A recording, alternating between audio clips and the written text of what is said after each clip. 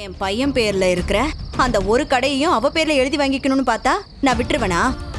இருந்தாலும் சீனு சொல்றது சரிதான்னு பேச ஆரம்பிச்சிட்டாங்க. ஆனா நீங்க விடவே இல்லையே. இப்படிதான் நீ இருக்கணும். இல்லனா அந்த மாயா இருக்காளே உங்க தலையில மிளகா வச்சு அரைச்சிருவா.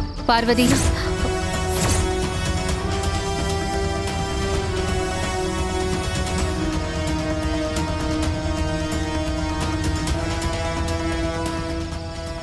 உன் அன்னிக்கு ரொம்ப நல்ல புத்தி சொல்லி கொடுக்கற போல இருக்கு.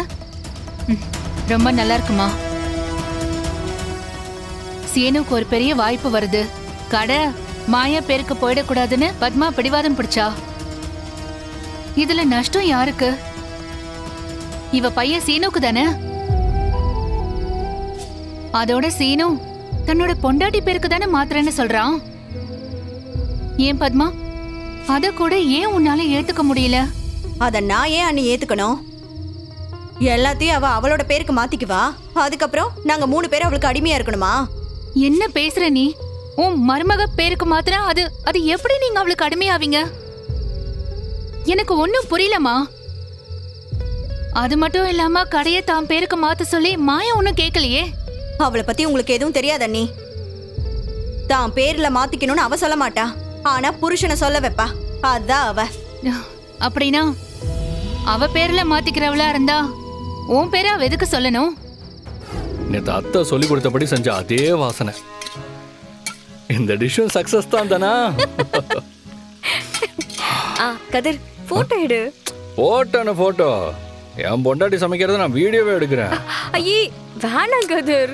டிஷ் போட்டோ எடுனா என்ன போட்டோ எடுக்கிற? அதையும் எடுக்கிறேன். நீ சமைக்கிறதையும் எடுக்கணும்ல. எல்லாம் மெமரிஸ் தானே. என்ன ஒரு வெக்கம். இதை நான் கேப்சர் பண்ணி ஆகணுமே.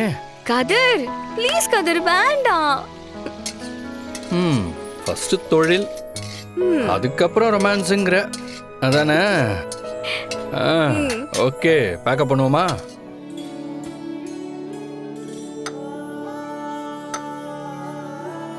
கதிர் குக்கிங் ஆப்ல டிஸ்ப்ளே பண்ணோம்ல, போட்டோ எடு. ஏய் ஒரு நிமிஷம் இரு.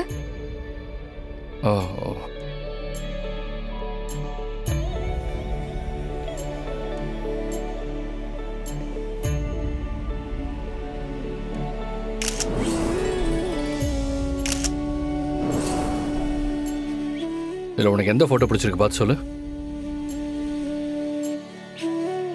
எனக்கு இதுதான் பிடிச்சிருக்கு. இதையே அப்லோட் பண்ணிடலாம். ஓகே பண்ணிடலாம். ஓகே அப்லோட் பண்ணிட்டேன். எவ்வளவு நிமிஷத்துல ஆர்டர் வரும்? அது யாருக்கு தெரியும்? தானா ஃபர்ஸ்ட் ஆர்டர் வந்துருச்சு. சரி சரி நீரு நான் போய் பேக் பண்ணிட்டு வந்துடுறேன். அவங்க வந்துட போறாங்க. மாயாங்கிற பேருக்கு ரிஜிஸ்டர் தபால் வந்திருக்கு. கையெழுத்து போட்டு தான் வாங்கணும். இருக்காங்களா? ஜானகி, அங்க மாயா இருந்தா கூப்பிடு. அவளுக்கு லெட்டர் வந்திருக்கு.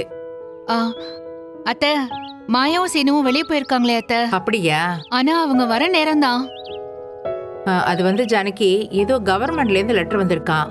அவ கையெழுத்து போட்டாதான் கொடுப்பாரா. என்ன நீ என்ன லெட்டர் வந்திருக்கு? ஏதோ கவர்மெண்ட் ஆர்டர் மாதிரி இருக்குமா? சரி சரி என்கிட்ட கொடு. நான் அவளோட மாமியார் தான். அக்கா அப்படிலாம் கொடுக்க மாட்டாங்கக்கா. யார் பேர்ல இருக்கோ அவங்க தான் கையெழுத்து போடணும். மாயா தான் இதை வாங்கணும். தம்பி, இது ரகுராம் ஐயா வீடுதான். உங்களுக்கு எந்த பயமும் வேண்டாம். மாயா எங்க பொண்ணுதான். அவ வெளியே போயிருக்கா, வந்துருவா. நீங்க கொடுங்களேன். சரிங்கம்மா, அப்ப அவங்களே கையெழுத்து போட சொல்லுங்க. நல்லதுங்க. இங்க ஒரு கையெழுத்து போடுங்க.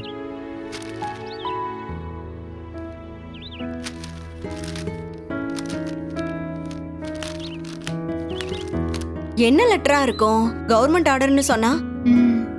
இதோ வந்துட்டாங்களே. மாயா, உன் பேருக்கு ஏதோ கவர்மெண்ட் ஆர்டர் வந்திருக்கு. என்னன்னு பாரு. குடுங்க அத்தை. என்ன பார்த்து என்ன வேணாலும் சொல்லுங்க. இவரை பத்தி தப்பா பேசாதீங்க. ஏய், அவன் என் புள்ளடி. அவனை நான் எப்படி வேணாலும் பேசுவேன். முதல்ல நீ அடங்கு. அத்தை, ஏய், உனக்கு எவ்வளவு தைரியம் இருந்தா நீ என்னைய அதிகாரம் படுவ உன்ன ஏய், அம்மா, ஐயோ, ஐயோ. மச்சான்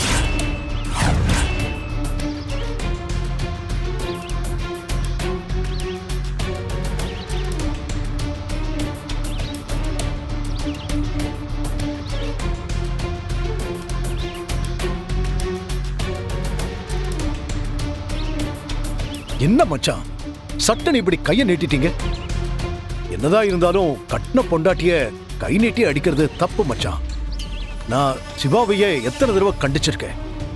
இப்போ நீங்களும் இப்படி பண்ணா எப்படி? என்னோட பொறுமையை ரொம்ப சோதிச்சுட்டா மச்சான்.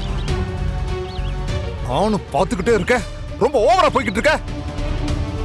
ஏடி அவங்க புருஷன் பொண்டாட்டிக்குள்ள என்னமா பண்ணிட்டு போறாங்க, அதுக்குள்ள நீ ஏன் பூந்து நாட்டாம பண்ணிக்கிட்டு இருக்க? என்னையே அடிச்சிட்டீங்கல்ல. கல்யாணம் ஆகி இத்தனை வருஷத்துல என்ன நீங்க கை நீட்டி இது வரைக்கும் அடிச்சதில்ல.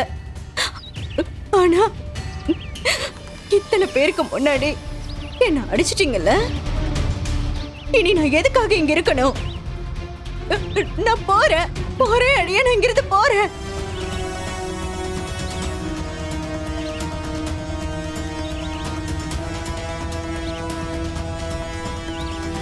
அக்கா, மாமா, அண்ணி மொட்டை மாடி கொட்டிட்டு இருக்காங்க, வாங்க.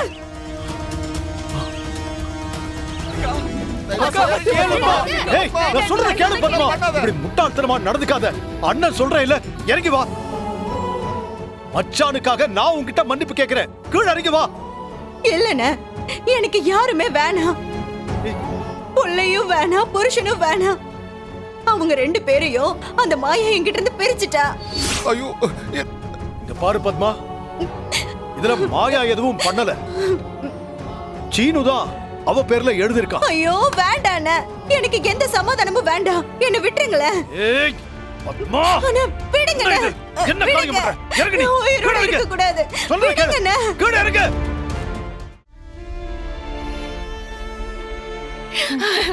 பத்மா, ஏய், பத்மா, பத்மா, என்ன பத்மா, ஏன் இப்படி பண்ண? எதுக்காக நீயே இப்படி உன்னை கஷ்டப்படுத்திக்கிற பத்மா? பாரு, சேனுவும் மணியனனுமே நாங்க பண்ணது தப்புதான்னு சொல்றாங்கல்ல. பத்மா, புரிஞ்சுக்கோ பத்மா. மாயாவையும் கோச்சுக்காத. என்ன இருந்தாலும் அவ உன் மருமக தானே. பத்மா, ஏண்டி இப்படி பண்ற? கொஞ்சமாச்சும் புரிஞ்சு நடந்துக்க. அதான் மாப்பிள்ளையும் சீனு சொன்னாங்கல்ல. இல்லம்மா, என் புள்ளையோ புருஷனோ சொல்லியிருந்தாலும் நான் சொன்னதுக்காகவாவது இவ பத்திரத்துல கையெழுத்து போடாம இருந்திருக்கலாம்ல. அப்ப இவ கையெழுத்து போடுறானா இவ மனசுல அந்த ஆசை இருக்குன்னு தானே அர்த்தம்.